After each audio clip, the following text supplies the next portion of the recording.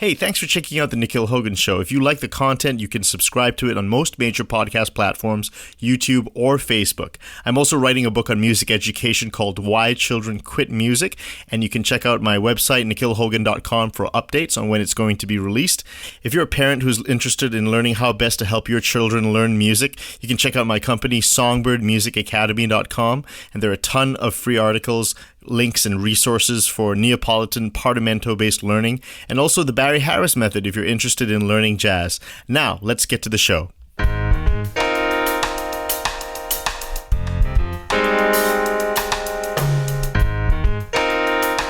Hey everybody, welcome back to the Nikhil Hogan Show, the show bringing you in-depth music conversations with some of the best musicians in the world. I'm so thrilled to speak to my guest today, Tobias Cramm, who is a pianist, composer, improviser. He studied fortepiano with Edoardo Torbianelli and Geoffrey Lancester in Basel/CH Schola Cantorum and Canberra, Australia, and holds a Bachelor of Arts in musicology and social sciences from the University of Basel. He has been involved in exploring Partimento-based approaches to improvisation and composing as a performer, researcher, and teacher since 2010. Cramm is gaining a stellar reputation as a music teacher with a proven track record of teaching some truly astonishing musicians. From July 7 to July 16, 2019, Cramm will be running a summer academy, MentiParti 2019, for exploring improvisation and composition based on the Neapolitan Partimento method in Basel, Switzerland, with other faculty members including Lydia Carlisi, Peter Van Toor, and Ewald Demeyere. Tobias, I'm so delighted to be able to talk to you today. Great, thank you. Me too. Shall we begin with perhaps your background in music? Yes, so I was raised in a family with a music, where music was quite important for my mother. She is a musician, a violinist, and I heard a lot of music at home, of course. She was teaching at home, having chamber music, and so on. So I started to play the piano when I was 6, just as an ordinary child would do. Later added the organ and the cello. And music was just a natural part of my life, I guess. I was in a private school where the arts in general were very much supported and given space. And later I naturally decided to become a musician, study the piano. I would be focused very much on chamber music, mostly as a duo partner for singers and classical melody instruments. Improvisation was actually not a part of my first, of my childhood and youth. It was not really encouraged, although I had some interest in it, but it was not. It was definitely not part of what you would be doing today. I was having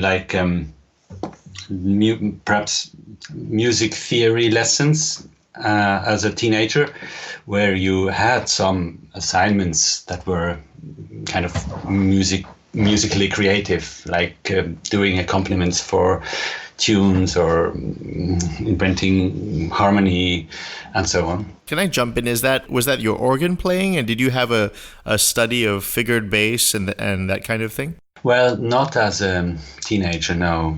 Well, some kind of. I had a very, very nice teacher. He is Jörg Andreas Bötticher at the Schola at the times, who would introduce me to some basics of organ improvisation, like introduction to chorals and so on. But it was not very extensive. But of course, the tradition there already, I think, was, I had some experiences, or I heard some when I would go to concerts at the Schola. Improvisation was surely a part of their teaching and tradition, especially with the organists. Right. And so when were you introduced proper into improvisation, or when did you really take it seriously as a further study? So later, I mean, when I was like 15 or 20 years ago, I would continue to study the piano and switch to fortepiano studies, which were, mainly with the focus on historically informed performance practice. You'd read treatises about articulation, dynamics, just all the aspects of performance practice. And at the Schola, where I studied, the whole issue of improvisation was, of course, very strong with teachers and classes, one-on-one lessons, group lessons. And this was in 2010, I think. No, 2006 actually, when I had quite a few lessons with Rudolf Lutz at the Schola, and we were doing. Before that, we were already doing I was doing some Baroque-based improvisation assignments. But he came up then with that new book of Robert Yedlingh's, Music in the Galant Style, and he started talking about how he himself would have a new approach, a new door into what you'd call the galant style today, like the 18th century music, which is kind of in between late Baroque thinking and the turn to the 19th century classical music. May I ask you, Tobias, so Rudolf Lutz, you mentioned that he was adjusting some of his methods. How did he think of improvisation before that book? Well, he is, of course, one of the leading figures in historical improvisation. I guess he was, and the whole group of teachers at the Schola, they have a deep knowledge of all information conveyed through treatises and writings of the time, like the 16th, 17th, 18th centuries, where musicians were talking about all these aspects of how to improvise, including, it's always very much like practically related to your work as a musician at the times, I guess. Like you are given information how, for example, you're an organist and you need to play during mass, and you need to make something out of a chorale melody, and so how can you do it? All these questions. So what would he make you do then? Let's get into those classes. I'm very interested to know how he would teach you this new method of Partimento. Well, yes, I should perhaps say first that for me, actually, it was the time I mentioned Yedlingh's book, and you might have learned this from Bob himself. Of course, he has this idea of these galant models, the schemata, and which are kind of like a musical skeleton for certain structures that occur very often in classical, or like, say, Baroque, classical, romantic music. So Rudolf Lutz was saying we can understand these structures and we can take them as models for practical assignments in improvisation, which is extempore structuring a piece or a certain music.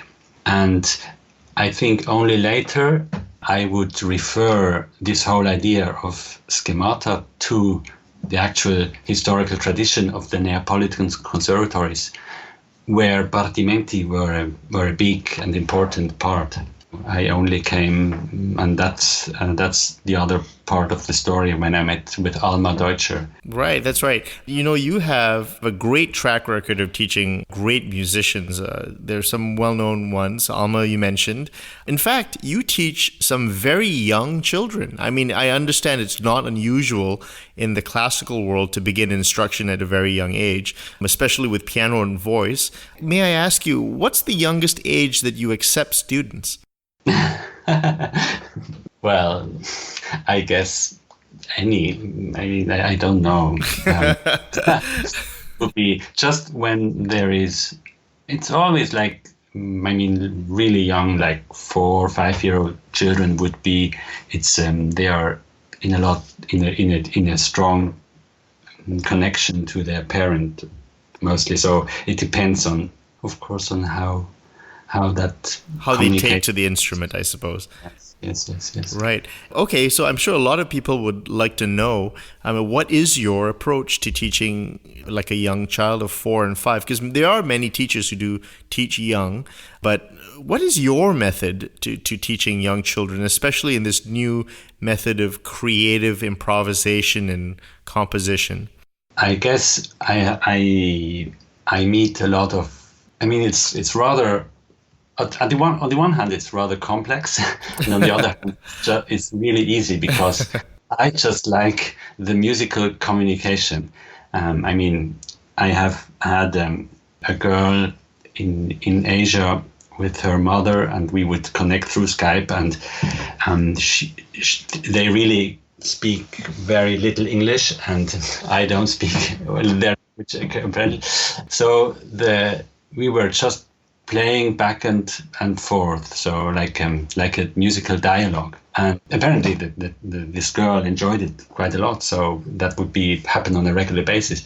And I think it's just on that level, you just communicate in a way where you, as a teacher, as an adult, I just listen and I reflect, or I kind of mirror what I hear, and eventually I can introduce some new vocabulary, which is a very exciting process. So when you, like you and me, we would talk in our language, and we would use very few words for like 5 minutes. Right. And after a while, you would teach me one new word.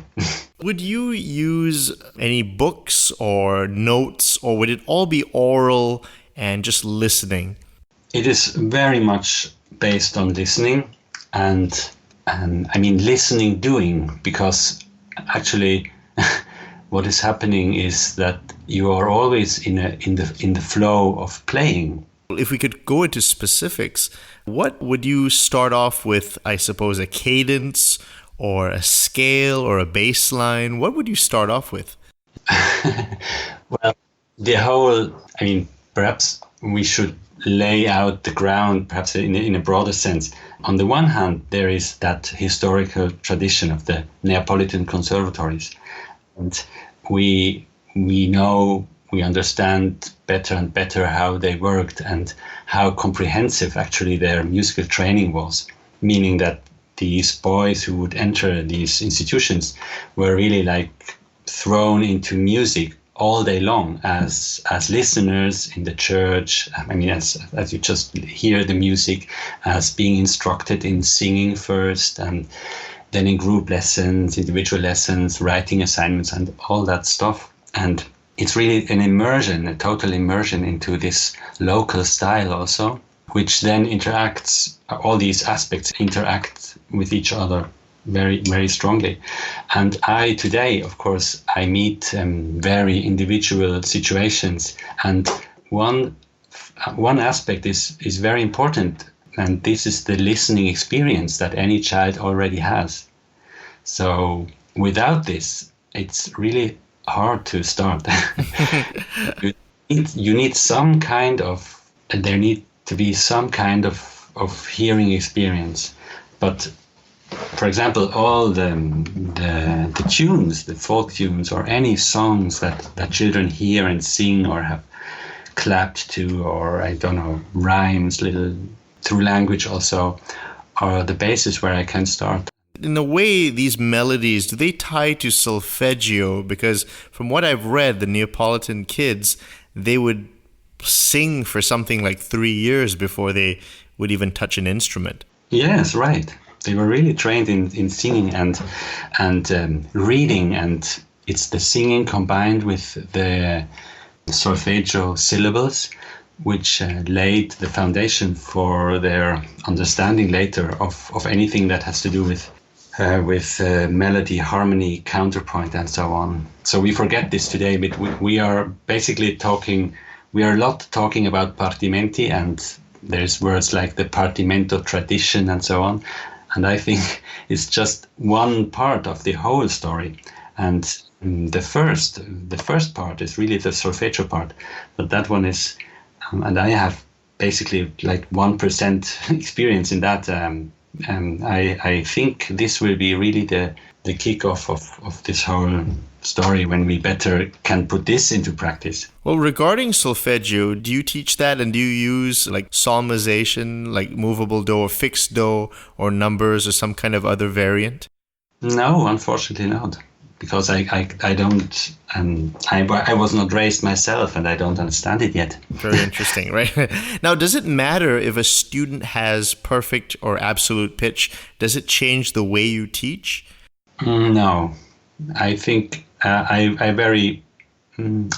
just adapt to the skills and the hearing, the listening, or the ability to put something that you hear inside yourself into music or into something you can express on the instrument is quite independent, I think, of perfect pitch. And children are very, very diverse in this, or very different. When you're playing these melodies, do you keep them in a single key like C, and when do you introduce new keys? Mm-hmm. So first, I think as long as you, in improvisation actually, where you don't think too much about keys, it's always a relative hearing, and on the keyboard, of course, it's kind of technically easier first to play in C major because you just refer to the right keys. But I would say I always suggest that a child or a student choose their own key, or the key that they just like at the moment. and then it's about the changing the key actually very soon, right? Or to, at least in classical music, to see that first transition from a tonic to a dominant key, and how you can do this and how you can come back again, and so on. Week to week, what kind of things do you want them to work on? Well, what I can provide is actually a guidance through these various collections of Partimenti, and we work on different sets of these bass lines, and that's the most structured kind of homework that I can give. But it's something that grows out of the lesson, like. So working with a bass line actually includes understanding of basic rules, but making these rules kind of like natural to your ear, I think. And then what's the beauty about it is that I think that there is, in many cases, there are several good solutions.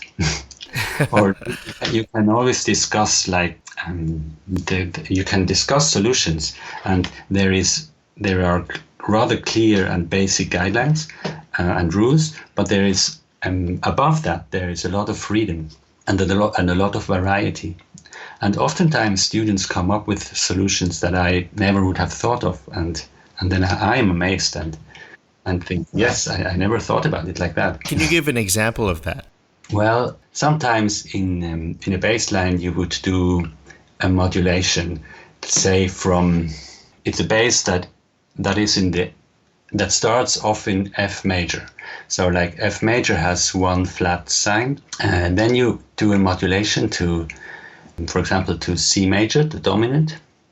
Then you change from C major to E minor perhaps, and from E minor you change to G major, and then you change to D.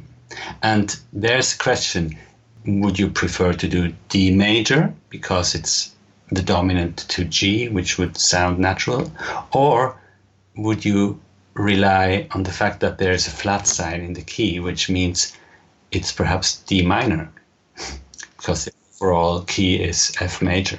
Well, that sounds perhaps a bit abstract, but no, it's great. No, that's what we want. And so, a student would make a choice that would surprise you? Yes.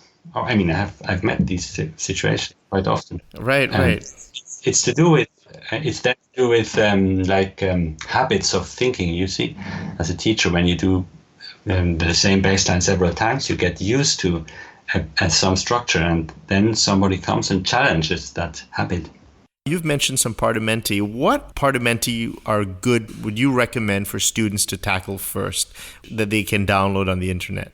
Well, of course, first of all, go to Robert Yering's wonderful resource, like at Northwestern University, the Monuments of Partimenti.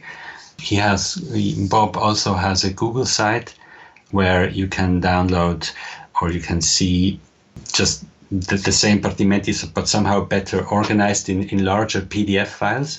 I think I've made wonderful experiences with very short but extremely rich and in a way complex Partimenti of Giovanni Furno, who is in the tradition, quite a late teacher. It's just basses without figures in quarter notes, and you learn. It's 10 different basses, and with each bass line you learn something new. There's a new rule introduced, and at the same time you practice what you learned before. It's very poetical in a way, you know. Like the more you work with them, you more see how many options you have all the time. Now there's actually quite a bit of information for somebody who is interested in this to get into. There are rules, there's the rule of the octave, there's cadences.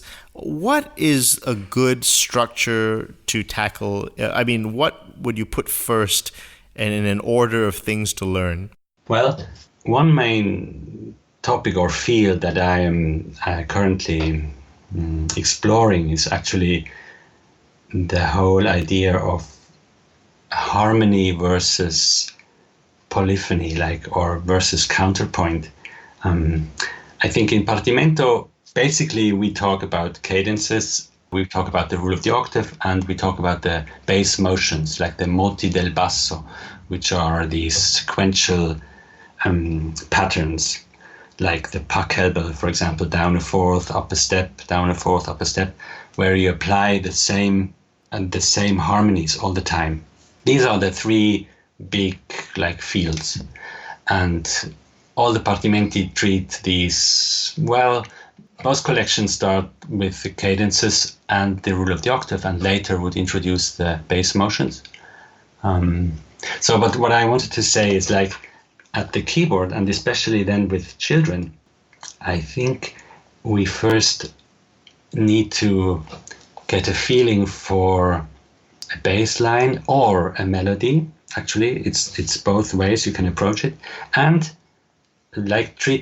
starting from one voice, like one melody or one thread that is given, be it the bass line or the melody, and then adding one other voice. It's like the idea of there is like a guiding voice, and a voice that has that is accompanying in a way, or it's following that first voice. And what you establish is like a sense for something is a given element, and you add another element to it. And especially with children who can, any young child can play two notes at the keyboard with their both hands. That's really something very easy to do. And you can show them really, really basic, easy patterns, like the cadence. You play in the left hand, you play C, G, C, and you go with the right hand, you go in the octave C, B, C, or C, D, C, as you like. And then you explore these different upper voices, and you can easily start talking about the beginning, the starting interval, like the octave or the third or the fifth, and then explore where the voice goes actually in time. So if you start on the octave, where would you go? Would you go a step up or would you go a step down, related to the bass? This is already a harmonic experience in my view. It's already like two notes together. They are already creating a sense for harmony. Do you feel that it's a mistake to go straight to 3 or 4 voices right away? Like, sometimes a student might look at the rule of the octave and say, well, I'm just going to memorize that. And then they memorize it, but they might not have a feel of the individual voices. I don't think it's bad. I mean, the other approach is actually, you think of, especially in the rule of the octave, when you read these treatises, they say, they practically tell you, you have the first degree of the scale, and you can put 3rd, 5th octave, for example, which is like a triad. And I encourage students to explore all the notes that are possible on that first note.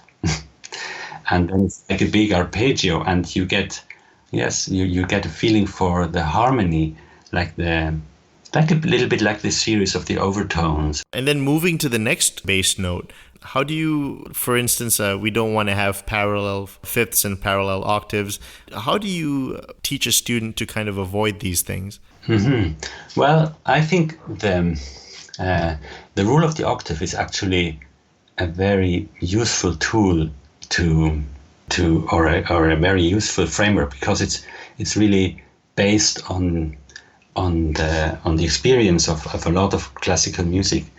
And I think the fact that there is a kind of hierarchy between the tonic and then the 5th scale degree, which the dominant, or the 4th, where you put triads or like stable chords respectively, and all the other scale degrees where you put these movable chords like the 3-6 chords. If you explore these, if you start exploring these connections in small patterns, like, for example, 1, 2, 3 in the scale and in both directions, and you can establish a very nice sense for a good counterpoint very soon.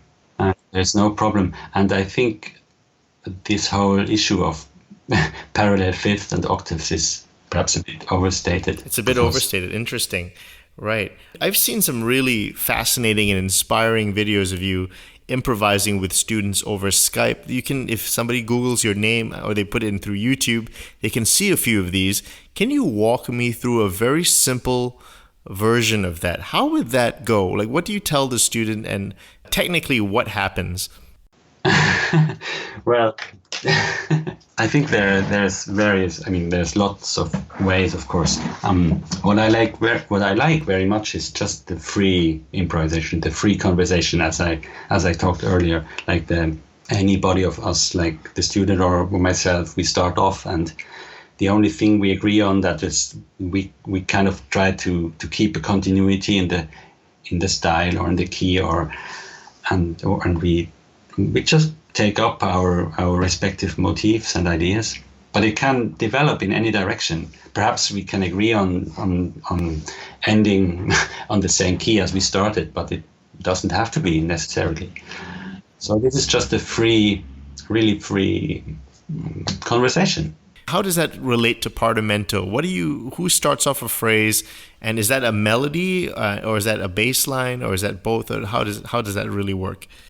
Well, you can also agree on improvising actually on a Partimento base, where, for example, on a certain segment, like, and then it's the idea of the passacaglio or the chaconne, like you have a theme, you have like 3 or 4 bars of a bass line, and you say you repeat these you loop these all the time, and when you swap, I mean, you play this back and forth, and you can develop many ideas. That's one way, of course. Normally, what I think is the Partimento is like the one side of a bridge, like you are on one side of a river and you work on your Partimenti, you learn these structures, you train your imagination because you are constantly creating melodies or structures around what is given by the Partimento. And on the other side of the river is just your free imagination. And for me, why I am so fascinated about all this is that actually they meet, these two sides, they meet on the bridge. And they meet in a very, very individual way in each student or in each person. Sometimes you can actually track it back to the Partimento, but oftentimes not. Or oftentimes the work on the Partimento has just some impact on the imagination, but you could not easily pin it down. It's just coming up onto the surface somewhere. Well, hold on a second, Tobias. Now, this sounds very nice. It sounds magical and everything, but some people would be quite intimidated by what's going on. They might be, this seems really hard. Maybe I don't want to do this. Is it something that's for more advanced students, or can beginning students learn to improvise with each other or with a teacher? Yes, definitely. As long as it's always an enjoyable environment, I think that's very important for the one who is leading this, that you really create an environment where the player feels safe or the player just enjoys what they can do. And that can be, this can be really like playing around with tonic dominant for 5 minutes. Why not? That's the thing. A lot of people might look at what you're doing and think, well, that's of course, that's two geniuses improvising on the spot. I can't do that. But what you're saying is that it's actually very doable with a little bit of practice. Yes, definitely. The practice is, especially with all these resources that we have, the practice is that combination of following a rule and a creative process. Well, Tobias, let's come up with some things that people can do if they say, wow, look at him, he's improvising with his students, that's really fantastic. What are some things homework you would give to people to say, okay, if you want to do this, these are the things you need to have in your back pocket? Well, what did I say? For example, you can start off with just play whatever comes to mind, do a recording of it, for a short time, like 1 or 2 minutes, do a recording of what you're doing. After some time, listen back to this and just see, and because this gives you the opportunity to listen much more from outside. Like often when you play yourself, you are kind of immersed in a lot of sensations, and when you record it and listen back to it, you are much more focused on the actual music that was going on. And you can start off like saying, well, this is what I can do. This is my vocabulary at the moment. And I'm sure somebody who has an experience in a certain style, and this applies to any style, I guess. I am just now in this Partimento world, which is related to the classical music, let's say, mostly of the 18th century, but I'm sure this applies to many different musics as well. It's if you have an hearing experience, you can immediately relate this to what you know from music in general. So that's one thing I would start, and the other is, well, I guess this Partimenti, of course. I know that there is, and that's the one thing I want to learn for myself much more is how to give people a good guideline for where they can also work with materials that they are given, like in written form or in audio form or so on. So far, I have done this just on a personal level because I like exploring this with the student in a one-on-one relation where it's always different and where it's always kind of taking step by step. It's also important to see that this is not, on the one hand, this is something very accessible and easy to start with. And on the other hand, it's a long process, or just a process that needs time. Now, diminutions, which is kind of spreading out, making more notes, over a bass line rather than just whole notes and half notes. That's not really talked about. How do you develop the ability to create diminutions and create more notes over these Partimento bass lines? Yes, that's a big question. It's a big question. Because on the one hand, I mean, there is a lot of information actually in 17th, 18th century treatises where they would give you dozens of models how to go from one note to the next. There's whole collections, of course, which were especially useful for all the string and wind players, which you can memorize. But for me, it's a more general question actually, because this one collection I mentioned earlier, from Giovanni Furno, by Giovanni Furno, is in quarter notes, and you can realize these in a kind of basic way with these upper voices that combine to chords or to harmonies, and it's of course interesting to do, and it gives you already a sense for a harmonic flow, I would call it, like an overall structure. But how to go a step further to create melodic structures, like to create melodies, like to create, as you say, how to make diminution, is I can't tell exactly. It's something you can of course, as a teacher, you can give many. In improvisation, again, you can give many examples. What are some common mistakes that students make when trying to learn Partimento? Well, I guess it's sometimes it's just when it's hard to make that bridge actually. Well, yes, perhaps I can talk about, or I can also talk about the relation between written work and the practice.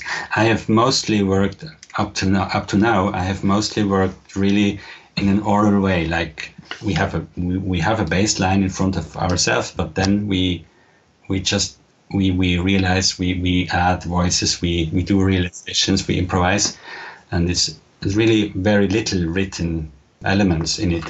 But also I've had students who were very motivated to write realizations, and at the same time I would see that their written work and then their practice was not yet in real interaction, was not yet impacting each other, which might be something that actually, this is the big pitfall, I think, in traditional teaching at conservatories today, where you have these classes where you write your assignments and your counterpoint and so on, but it has no or very, very little reflection in your actual practice. You teach composition too, Tobias, right? So what's your approach to teaching composition? Well, I would actually say that I don't teach, because because what is teaching composition? I would ask.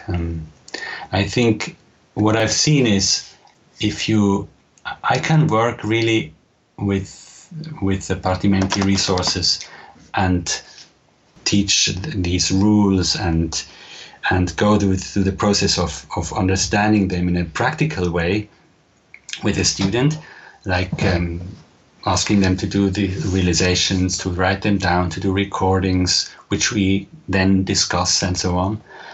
And this is kind of the field where I think from there goes the impact into their work as composers. And when they ask me to give feedback on their compositions, I'm really kind of, I want to let them as free as possible. I want to share what I think, but not in a more general way, but really on specific places in their composition.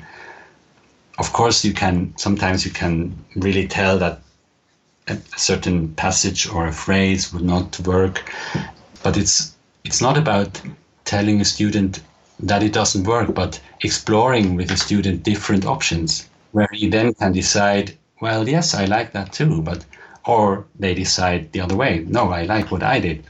Then I say, yes, that's okay. Absolutely. Now, you also teach much of the standard repertoire.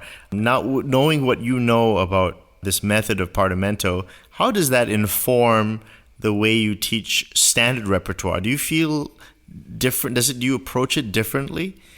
Well, I work at a music school, and of course you have, as a music teacher, you're always meeting a certain tradition, or you are meeting needs or expectations from the environment. And I try to incorporate just the element of improvisation in the way that I say, well, let's learn a piece of music like a sonatina or whatever, but then when we have learned it, let's try to make variations out of it. Let's try to introduce the idea of, for example, transposition or changing some accompanied patterns or whatever, just to make the students see that it's a written down piece, but it's also a language that you can interact with. Could you talk about an example where you've broken something down and done variations on? Well, for example, I'm just now figuring out something. For example, everybody knows that Muzio Clementi sonatina.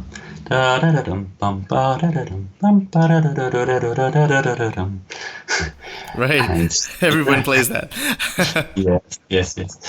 So there you can easily play a different, you can show the first harmonies, which are actually just the broken chords of the right hand with the bass. And you could say, well, that's Clementi's idea for the beginning. After some time, let's replace the melody by a different way of breaking that chord, for example.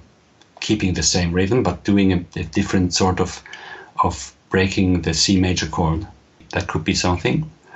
Well, or whenever there are accompanying figures, like in the passage where you after modulating to G major in that Clementi sonatina, you have that Alberti bass in the left hand. You can do a different accompanying figure, or you can just put a chord, or you can put another rhythm into the notes, and so on. That's fascinating. It's really fascinating that you would do that, because that no one would really do that, and that's really amazing that you know all the different options. Let's talk about MentiParti, which is the Partimento Summer Academy that brings interested people together in Basel, Switzerland. Can you describe how the academy is run day to day this summer?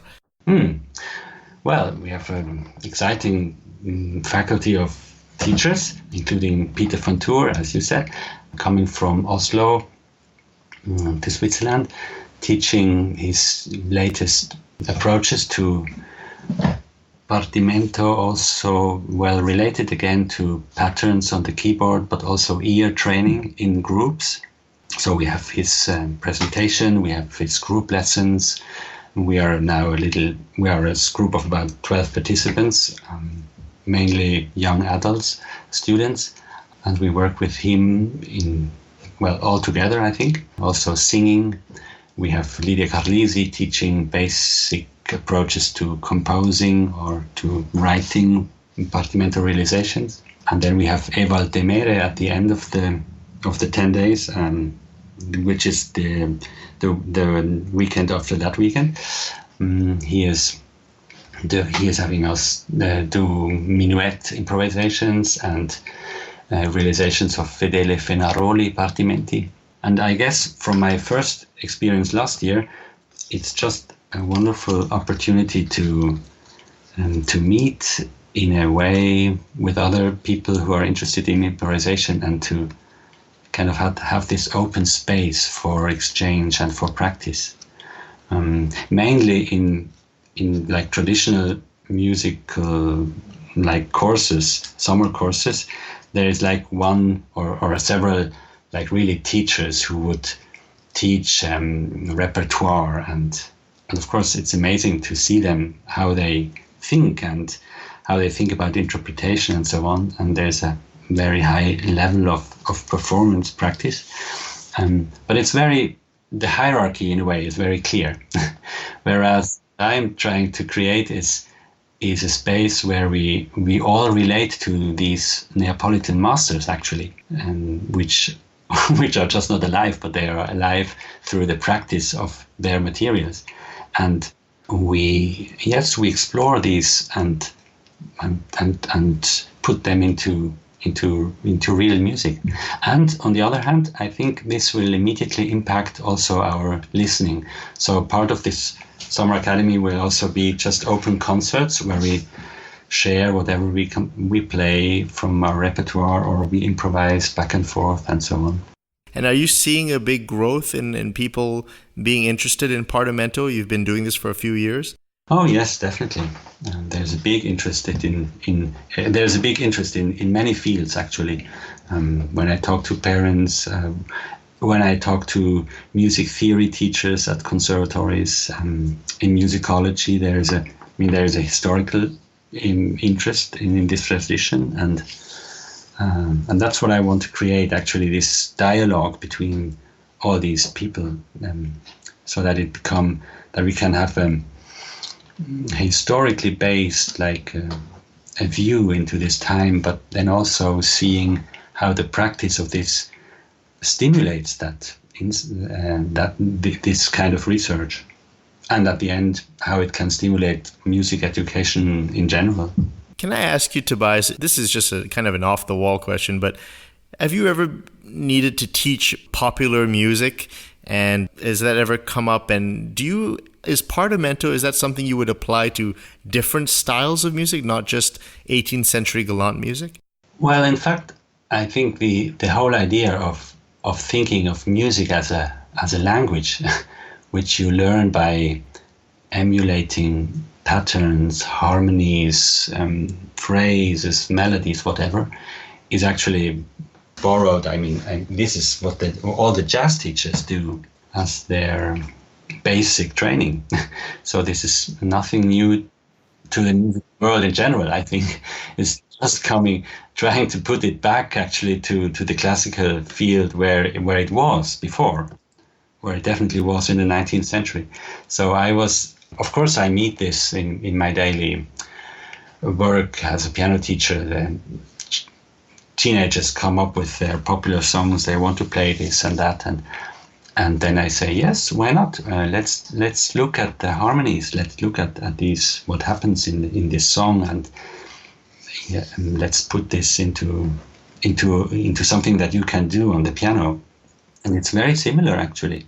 Do you find that music of the 20th century follows more of a Roman numeral kind of pattern in the sense that a lot of popular songs, I guess you can identify the bass line, but over the 2 and the 3 chord, they might not put 3/6 or 6/3 chords. I mean, they might just put like a triad over those bass notes. Mm-hmm. Well, that's very interesting, and I often wonder how these traditions of symbols actually are created, or why they are created in the way they appear. And I'm not sure. I think from what I understand from jazz, and I'm really not in any sense a professional there, but I see the foundation on the idea of piling up thirds, like of 3, 5, 7, 9, 11, 13. And so you get the sense of a chord as with a harmonic quality, I guess. So you can identify this very quickly, and you go from one chord to the next. So, and I wonder if anything like music has always to do with going from somewhere to somewhere. So you kind of in time you link sensations together to an overall pattern. And I just wonder how this works in jazz music. I'm sure there must be this sense of a pattern, which is just a unity of 2, 3, or 4 chords together for something like forming a syntax. Since we're running out of time, Tobias, it's been so great to talk to you. I would really be interested in your take in how you would reform. Let's say if you were in a position where you could enact reforms for music education, and what things would you want to emphasize? How would you change music education if you had the opportunity to do so? Well, that's of course it's very tempting because you can use big words. But certainly I think there should be much more singing at the beginning, or again much more singing. And there should be like the practice of music as a language involves these, on the one hand, these pattern-based structures, like with a lot of, perhaps at the beginning, a lot of repetition also, which creates a sense for variation. And then just not the divide between me and the composition, like I learn a composition, like I learn to recite a poem, but I don't have an inner relation to the content of the poem, which is what happens often with classical performance. But really to see what you learn from the repertoire as an example of a language that you can do yourself in a way, not saying that there is there's different levels of artfulness and so on, but that you are always encouraged to express yourself in that language. For example, as it was, in the classical concerto, it was natural that a performer would improvise his own cadenza. And in my biography, for example, I was playing the Mozart C major concerto 246 with orchestra as a 12-year-old boy, the first movement, but it was common sense that I would play the Mozart's cadence, whereas Alma, for example, Alma Deutscher would come up with her own cadenza. So she was doing something that, like 200 years, was actually absolutely normal. Which was the common practice at the time. Yes, exactly. Mm-hmm. Mm-hmm. Listen, I really hope these ideas do become more mainstream. And listen, Tobias, I think, you especially in promoting Partimento, and not just Partimento, but the idea in a greater philosophical sense of how to perceive music and how to think about music, I think you really articulate it very well. And I'm so grateful that you have taken the time to talk to me, and keep doing the great work that you're doing, and all the best. Thank you so much for talking to me today. Thank you, Nikhil. It's a pleasure. Thank you so much for listening to this interview. I'm so honored to be able to talk to all of my guests. They are the best in the business. If you enjoyed the show, I'd really appreciate if you shared it on social media and hit subscribe for future guests. Check out nikhilhogan.com for updates on my upcoming book, Why Children Quit Music, and check out songbirdmusicacademy.com for free resources on how to learn music. Thanks again, and I'll see you at the next show.